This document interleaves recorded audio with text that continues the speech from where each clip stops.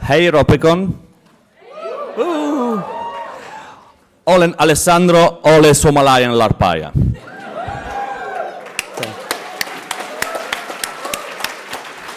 This is all the Finnish I got, so the rest will be in English. I tried to memorize all my talk in Finnish, but was too much brain capacity. But take this as an homage. So basically, this sentence took me more time than all the preparation for all the talk. So now the stress is over. Now we can be silly. So basically, thank you for being there. I'm Alessandro, co-founder of Chaos Silly Collective. I'm a lab designer, LARPer, lecturer, silly, and proudly Antifa. Not for me, for... Okay. So today we are talking about emotion in LARP, and what are emotion in LARP, what they do to us while LARPing, and above all, can they be generated artificially and how? So I'm a bit nervous because my English is so-so and you are so amazing, so I will ask you for the last time to cheer me up a bit, if you can do that a bit noisy. Thank you. Thank you. Thank you. Thank you.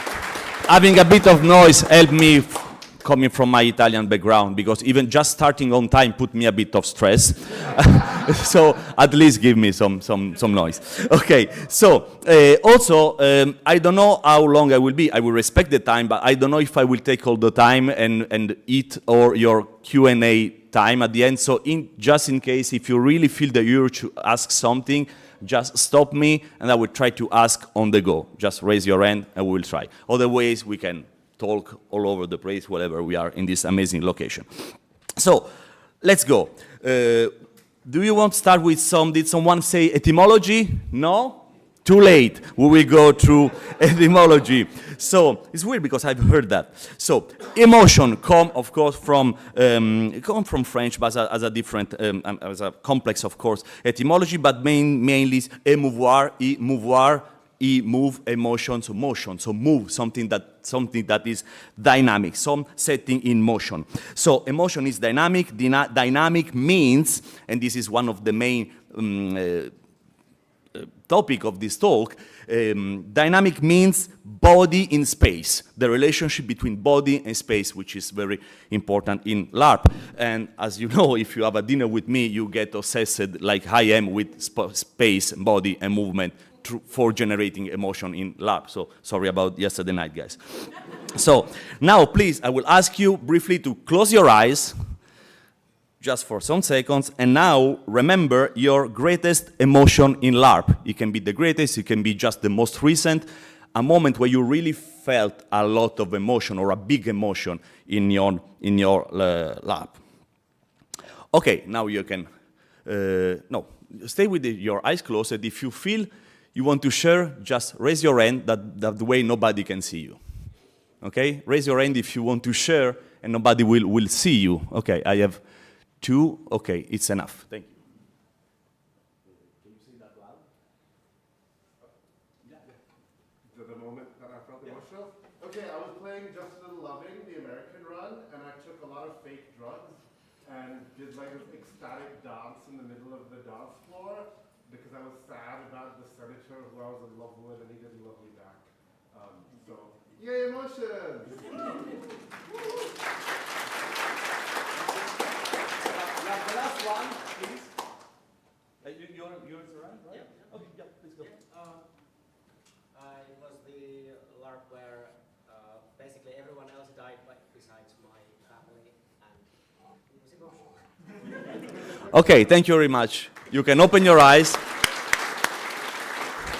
As you can see, emotion can come from everywhere. Drugs, dying family, all this kind of thing. There are also positive emotional LARP. We don't know if it's like utopian, is something we don't know if that exists, but we like to find it out. So basically, how this takes shape, okay? Where is the emotion? Is always spontaneous? This is basically some of the questions we will ask. So my very pompous definition is, in LARP, emotion is a function of the relationship between space, manipulation, and omnipresence. I will go through that during this talk, okay? So, let's start with space, of course. So, the German philosopher Gunther Anders asked this question: where are we when we are listening to the music? Not what we are doing, but where are we? We are somewhere. So the question is where we are when we LARP. Of course, we are in the physical location, we embody our character, but where we are exactly, you know? So, the same question is, so what happened to a space when a space hosts a LARP? The space change. If we do a LARP in this room without moving the wall, of course, but this space will change. Why the space will change? Because we will make that change. Some change we'll do by scenography, of course, but if you play, for example, a chamber LARP or a black box LARP, you don't move anything, there is no scenography. Why this room will perceive it forever for you on a different light? Because you LARP it there. You make room in this room for your emotion, basically. So, and what happened to a space when it hosts a LARP, and vice versa? What happened to a LARP when you place this LARP in the space, from your mind to an actual physical space? So, we can say that LARP is a sort of private geography. So it's personal, is emotional. Have you ever returned to a LARP location after a LARP? Raise your hand if you did it. Okay. And I'm sure you found that the other people, they are using this space in the wrong way. Because it's our space. Why are you doing here in this room? This room used to be my partner room. Why are you there? Or any kind of stuff, you know.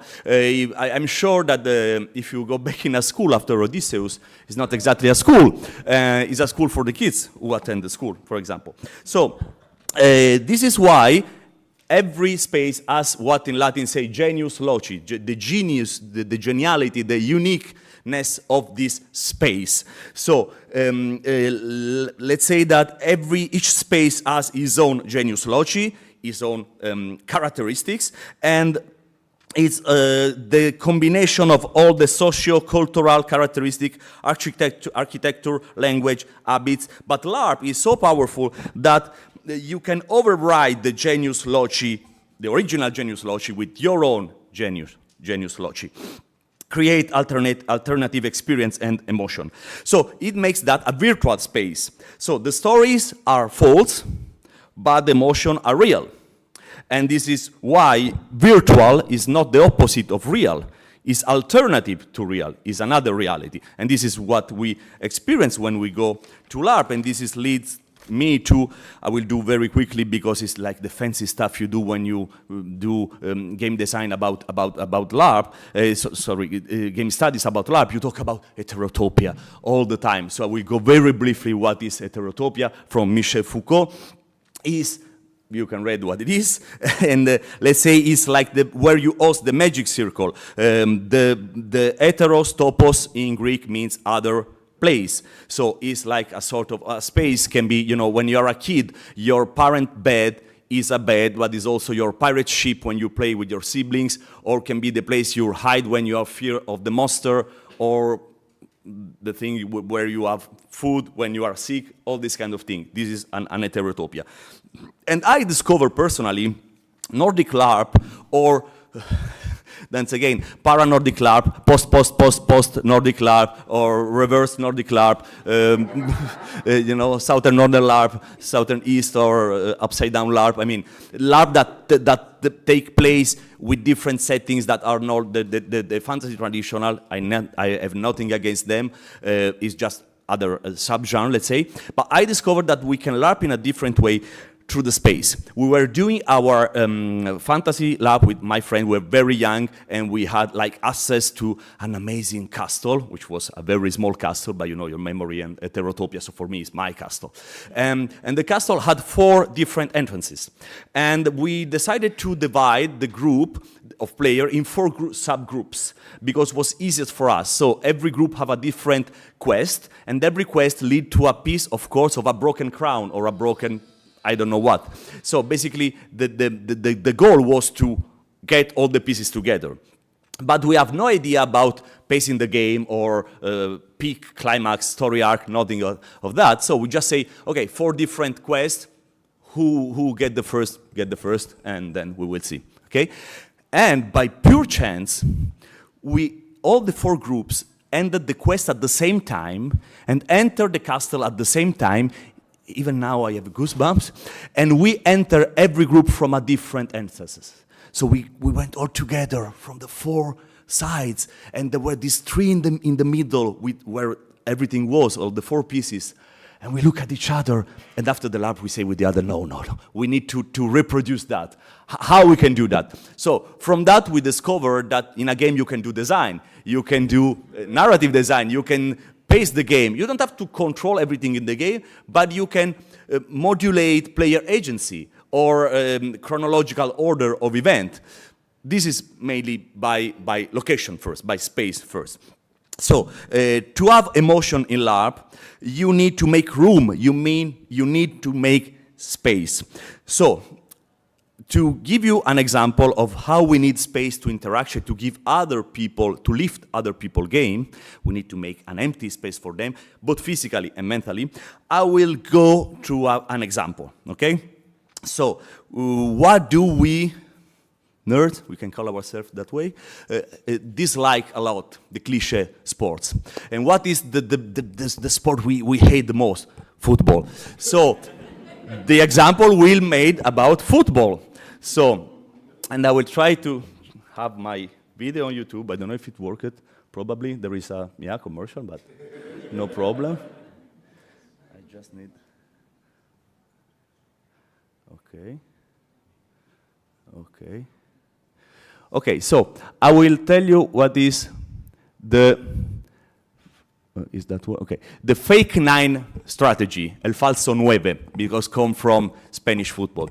The number 9 in the traditional football, yes, is still I talk about LARP, but the number 9 about football is usually the striker, the guy who is most closer to the other people goal because they have to score. So usually the number 9 is the one who is the closest to the goalkeeper, no? So usually the fake 9 is like.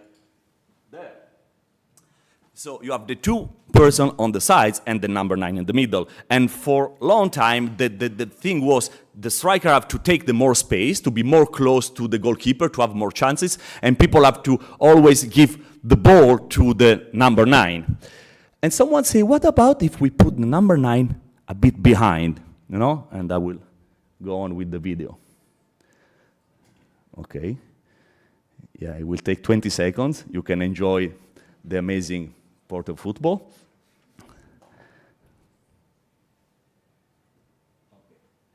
Now, okay, the guys has the ball. This one is the number 9. So usually he should like run as fast as he can this way, okay? But something different will happen. See? Okay, the guy don't run away. They stay in that position. Receive the ball. And the other one is going. The player on the left, which is supposed to not do that. And you do that, then there is space, and then goal, and you can go, yeah! Okay?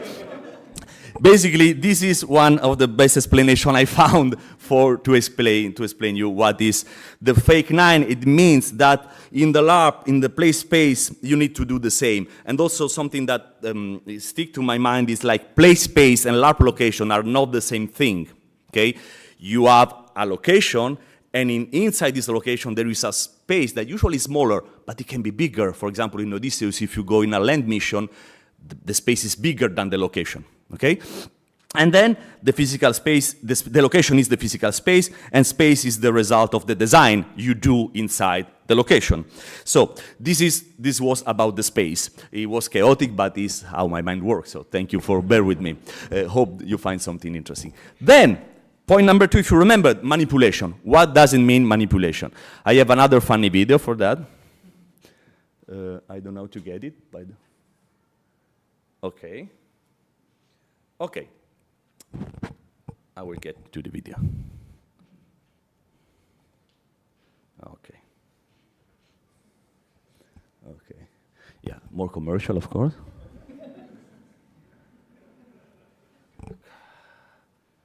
No. Almost there.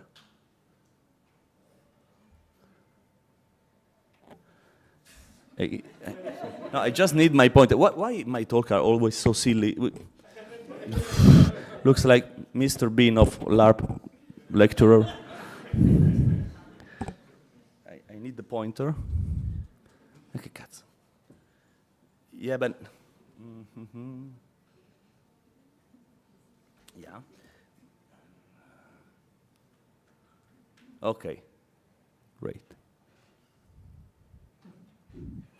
Okay, maybe some of you know this video. This video basically is a guy in a music festival dancing alone because it was like the afternoon band. Nobody cares about the afternoon band. They are waiting for the headliner.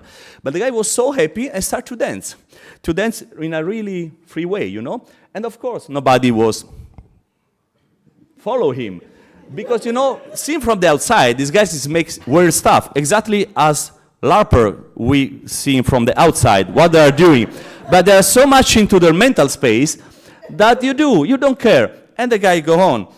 So, basically, this video, I will let the video run while speaking, this video will show you that emotion can be built, can be designed. You can manipulate yourself and the other in a good way to involve them in a physical space. You know, you get one, okay? So this is the intense emotional two people scene in the LARP, you know, just in a different way. And you go with the dance. And LARP is very similar to dance to me. Also because, you know, dance, have you ever tried to explain to someone what is dancing? No, because it's so natural. And also you can say, I mean, dancing described it from the outside. It's like, you hear to the music and you do moves.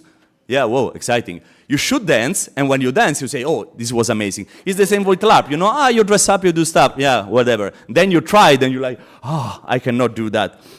I will do that for the entire life. So you can manipulate yourself and the others by believing in that and by having an appropriated space.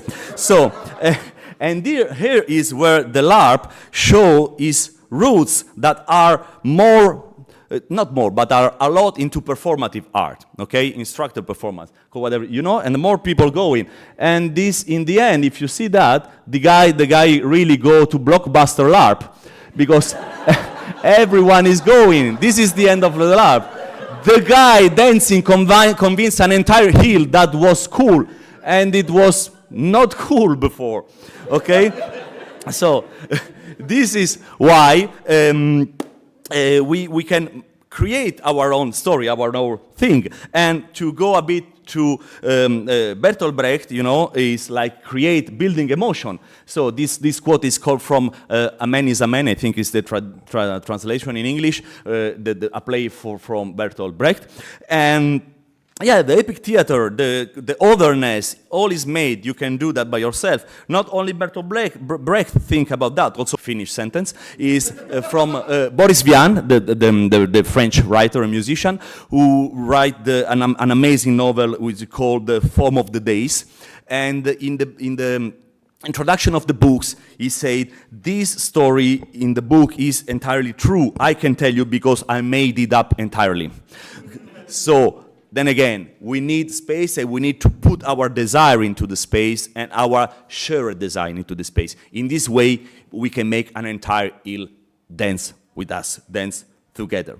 So space is the relationship, is the place which hosts the relationship between ourselves and the other. And there is, of course, a friction, because it's not always easy, always pleasant. There is also friction sometimes. For example, when we play, with this two interfaces theory, which is, I gave this name, but other scholar already talk about that, and because it is the interesting relationship between the players and the character. If you are into theater studies, between the mask and the face, you know, is always this double thing. And in this case, let's say that, for example, in a LARP, there is already always the character and the player. The character is what we use to engage with the other participant. It's our device to interact with the other. In this LARP, I am the king. I'm no longer Alessandro, and everybody will address me as a king, and I will use the mask of the king to interact with the other. And of course, we all know that. Through the mask of the alter ego, we place ourselves in the fictional world and follow the narrative of the game. It's like the more fake part of the LARP, you know? It's clearly, this person is clearly not me. There can be some overlap, but if the LARP is well done. I still have is safe. I still have the idea that there are two separate entities that can merge, but they are separated. The player, this is more tricky part, because usually I experience the LARP as a player, as me, as Alessandro, through my body. Because if I cut 100 kilo of potatoes, it's not the king having problem with hard muscle, it's me, it's Alessandro. I really feel more me. When we say that angry LARPer are bad LARPer, it's because my body say, no, stop, you are not the king, you are just Alessandro, you are very angry, so you should eat. So we experience things more individually through our body, and we are more aware of this interface when we are alone. When you walk alone in the location where you do a repetitive stuff, then you get into this state. You are no longer the character because there is no one to interact with, but you're not exactly yourself because you are in another location doing other stuff, things that were unexpected in your life just before the LARP. And this made us have contact with the setting, the virtual world. The story, the relationship are character things. The setting are player thing. So these two interfaces have the same importance. So they work together, and sometimes we slip from one to another without even knowing.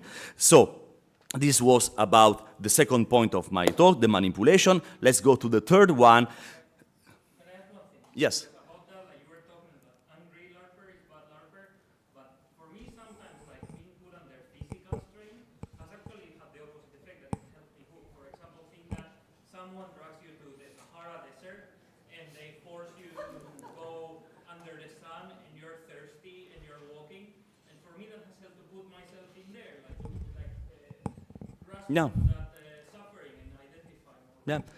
I agree, but in this case, for example, to stay on this example, I hope it was clear by the design.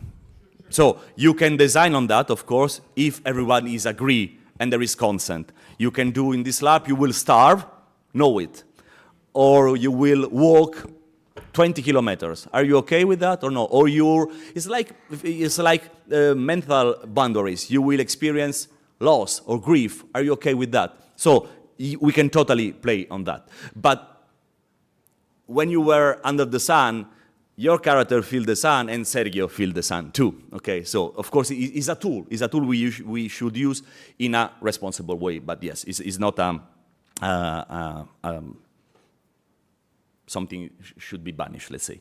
So, omnipresence, yeah, we talk also about the omnipresence, what means emotion in LARP are everywhere, not everywhere in the location, in every aspect of the LARP. It can be setting, location, costumes, relationship, deep scene, personal or collective narrative arc, in the design, in the game culture, in your moment, because maybe you are in this moment of your life and you LARP and you experience emotion in this way. The same LARP next year will be very different because you are different, are a different person in a different moment. But also we can use space to create them. I will give you an example. Can we play spatially? Spatially, I mean in the space. Very good accent. So yes, and we already did that, sometimes without acknowledge that, without knowing. I will give you an example. At Odysseus, I had 3 weeks ago, run number 1, I can remember, I think it was 3 weeks ago. I had a great game, thanks to the organizer, the volunteer. Game was great, and everybody helped me so much, so bravo, because I saw some organizer and player here and there. So I tried for me it was also special because I try to play in a different way that I do usually. So I try to use the space as a catalyst for the interaction. You know, how? I will give you another example, but unfortunately it's still about football. I got you twice. So it can be any other game with the ball, but I will go to football again. So in game with balls, usually you can do the defense in 2 different ways. Many different ways, but let's say 2 are the very different opposite way. Because what is defense in this kind of game? Is control the game, control the space, and trying to knowing what will happen in this game. Try to foresee what could happen in this space, and be ready to react. So, and we have 2 ways. Man to man, yeah, very not inclusive name, but it's person to person, LARPer to LARPer means, as you can see, you have someone to follow. This is your opponent. Stay close to this opponent and prevent them to touch the ball every time you can, all the time. This guy, I used to play football, as you can imagine, and my trainer was, this guy is go to the toilet, you go to the toilet with them, okay? You have to see your face as a last thing when close your eyes. It was creepy, but also was a good trainer. And then, as you can see, you really play in couple, okay? You go to someone. I mean, it's very ridiculous, but if you look at some picture of some LARP, you can actually see that small groups, couple of people talking in the same area. You have 3 people there, 2 people over there, 2 people over there because they are playing together. And usually in LARP that are strongly on personal relationship, you play person to person. You want to have an intense scene, your character sheet say, this is your former lover. Go there and just cry, are broken. And you actually have to find the person in the location. I'm sure if you have ever LARPed, you experience that. Who is this person? I really need to cry. And you go around, you know? And then you find, say, ha! And then, of course, they are speaking with someone else. So you wait for your turn, and you do, you know, your misery cue to wait your turn. But, yeah, because you have to chase the space to find the spot of the game, which usually are people.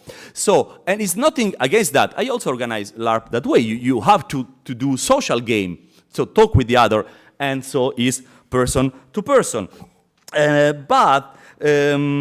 Also, is a way to negotiate. Also in football, you negotiate. Sometimes you say, sometimes it's not saying, but the first 3 minutes of the game, you are not speaking, but saying to the opponent, I will beat you, or I will play fair, or I will do dirty tricks. The first minute is like to read what's going to happen. It's like, caveman negotiation, but still a way of negotiate, okay? So it's something you do in person to person.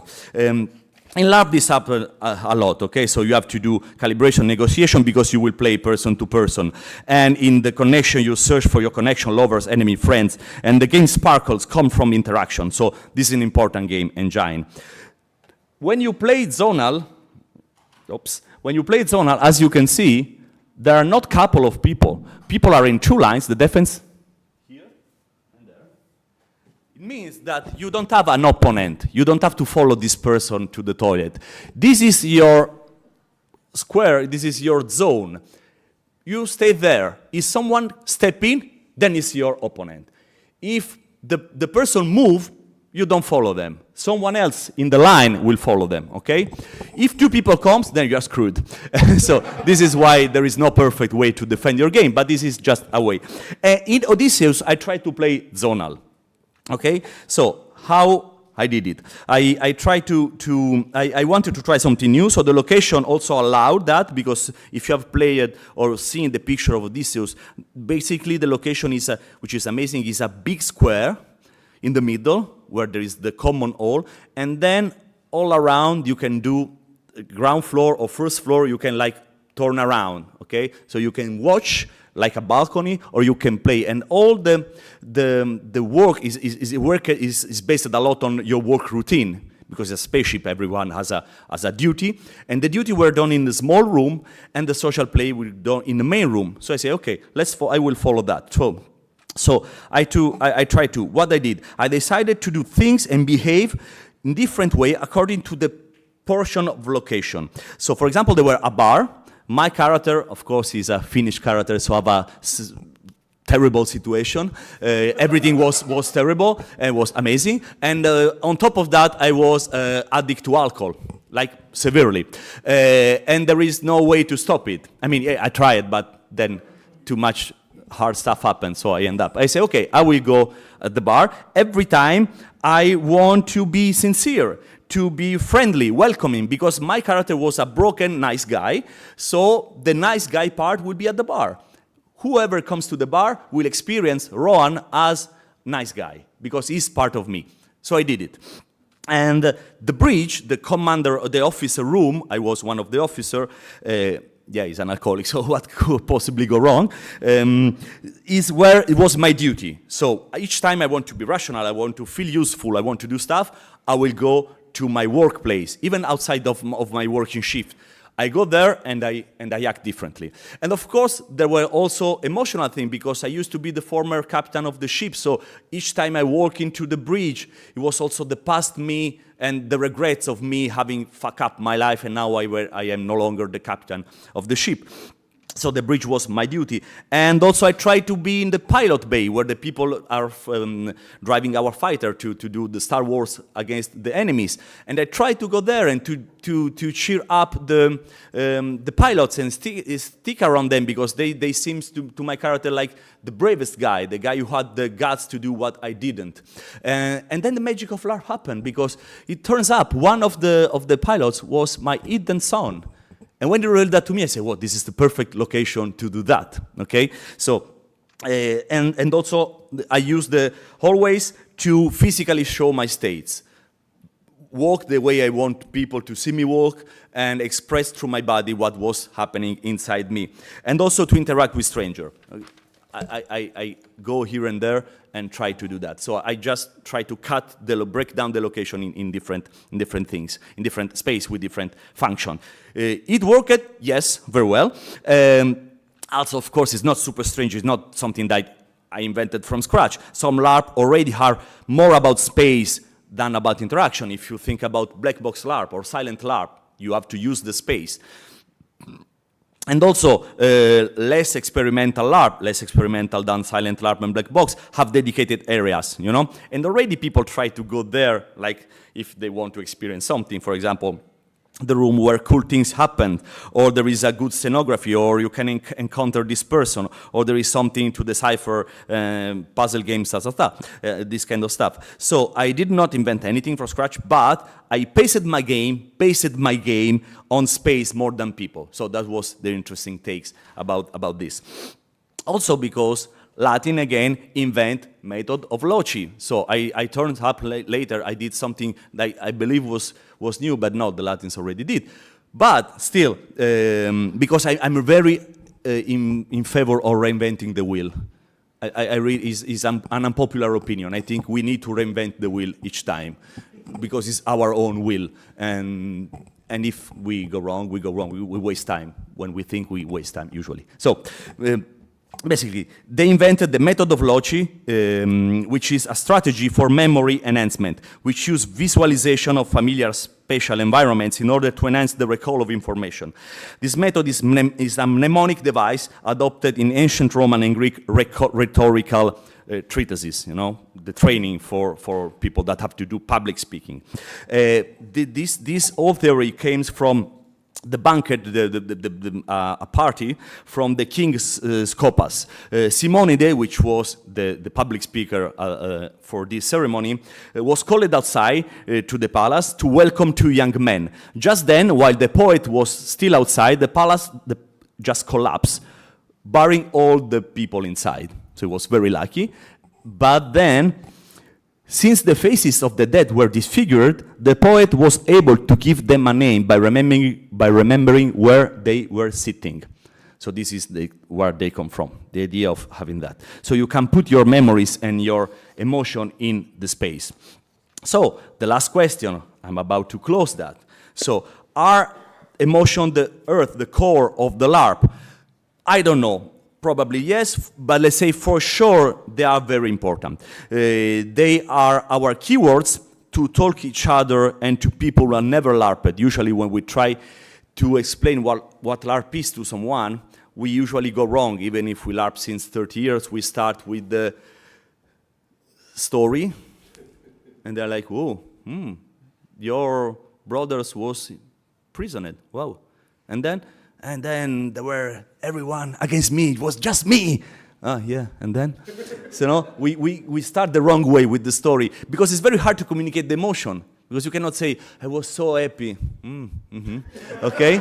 So usually we start to communicate with the setting. I spent a week in a prison. Whoa! On a starship. Yeah! In the Sahara Desert. Whoa! Okay? But then this is just the Trojan horse for the emotion. We know that. When we talk with someone who is not familiar with LARP, you say, yeah, you come for the desert and you go home with other stuff. And you will want more and more what? More emotion, of course. So they create the relationship, the emotion that allows us to co-create. And LARP is above all about creating something together. So we need it. It's a very powerful tool because really, really, LARP is never about the story. For me, it's never about the character, the story arc, the setting, the dynamics, the game design, the cool location. It's not even about you. It's about create something together. It's about look at our life from another perspective for some hour, some days, but basically it's very beneficial for us to not be us for a while. Thank you very much.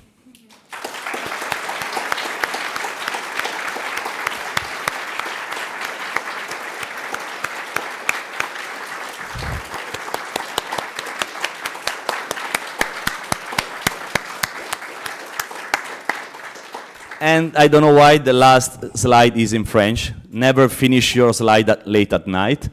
Merci beaucoup. Kiitos. Thank you. Grazie. We have time for question.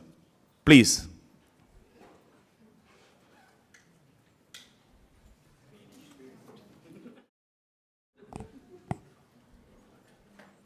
Yeah, you can ask any kind of question like... I'm a photographer, never participated, know nothing. So I come to your LARP and I go, I'm supposed to act and feel and what the fuck.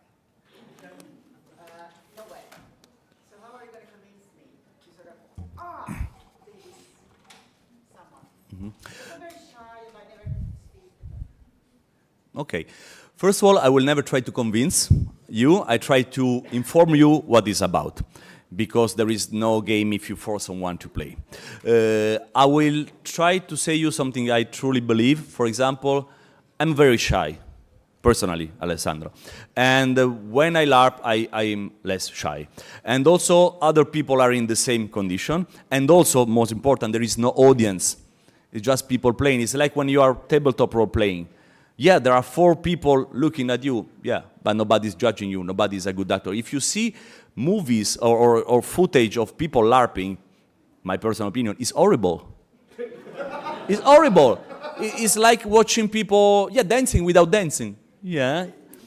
Okay, so I think everybody, it is not a performative act. I mean, it's first-person audience. So just come and be yourself. And there is also, I will try to tell you that there is no way to fuck up, because there is no lines to be learned. There is no scene that you have to perform.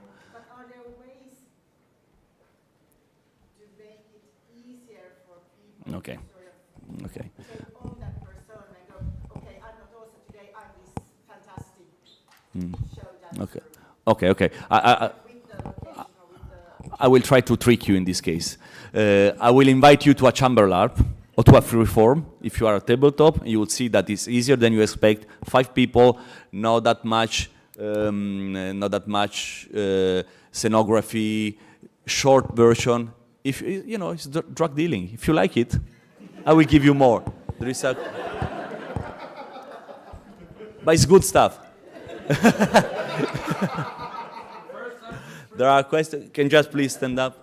As part of design, have you ever, I was interested in the manipulation section of when you had the dancer. Have you ever hired a dancer to be able to increase the emotion within the bar? And I'm just saying now dancer as of course a metaphor, but it could be anything. And like, so it would kind of be an NPC, someone maybe not necessarily a player, but their entire function is just to manipulate the emotion. Okay. I used to think that NPC organizer can lead the way. Now I completely changed my mind in the course of the year. I would rather say to everyone in this LARP, there is a moment. I actually did a LARP that way. Miskatonic University, which takes place in the Miskatonic University in the Cthulhu Mythos world, and with a ball. And I say to everyone, in the end of the LARP, there will be a ball. It's a short scene. Nobody's a good dancer. No problem. It was super scary because you have to sing and to dance, because there is the choir before the hymn of the university. So it's the 2 most scary things. So I explained that beforehand, then I say people that is not mandatory, because it's true. So in the design, I didn't put that as an essential thing to do, because I know I don't want to force people to do that. And then explain again and again, we are on the same page. There is no professional dancer here, so don't get intimidated. And usually, for example, for the singing part, I have to overcome my fear and my shyness, and there were 120 people in front of me. I say, look, I will start to singing. Me, in front of everyone. And I start to sing. And then I say, it was good? People were, no. Great! You cannot do worse than me. And then we start together, and then we raise the volume, and then only at the end, I confess to people that I am a musicologist, actually. And I hope I create the good environment, and I tell them two things. If you sing louder and with a lot of self-confidence, everybody thinks you are doing the right pitch. You know? Because if I say, Laude, gaudeamus igitur, okay? Gaudeamus igitur. Now it's not the right pitch, but you think I am doing that well, because how these guys can do that way, okay? It's like dancing. If you see someone move, it's dancing. If you really analyze the guy, it's horrible.